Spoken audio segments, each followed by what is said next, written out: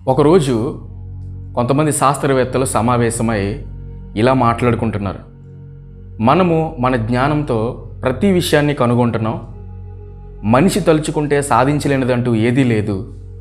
మనకింకా దేవునితో పని లేదు. ఇదే విషయాన్ని దేవుడితో వెళ్ళి చెప్పేద్దాం అని నిర్ణయించుకున్నారు. దేవుడి దగ్గరికి వెళ్ళారు.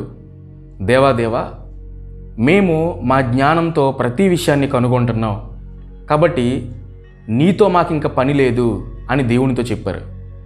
అప్పుడు దేవుడు అన్నాడు, అలాగైతే మీరు మీ జ్ఞానంతో ఒక జీవం గల మనిషిని తయారు చేసి చూపించండి అన్నాడు.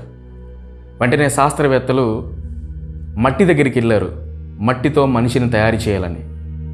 వారు మట్టిని ముట్టుకోబోతుంటే దేవుడు వచ్చి అన్నాడు, ఆ మట్టిని ముట్టుకోవద్దు, అది నాది అన్నాడు. మానవుడు ఏది తయారు చేసినా, ఏది సృష్టించినా ఆల్రెడీ దేవుడు సృష్టించిన సృష్టిని ఉపయోగించుకునే తయారు చేయాలి. దేవుడు శూన్యంలో సమస్తాన్ని సృష్టించగలడు, కానీ మానవుడు శూన్యంలో ఏమీ చేయలేడు. దేవుడు సృష్టించిన సృష్టిని ఉపయోగించుకునే మానవుడు ఏదైనా తయారు చేయాలి. అంటే దేవుడు లేకుండా మానవుడు ఏమీ చేయలేడు.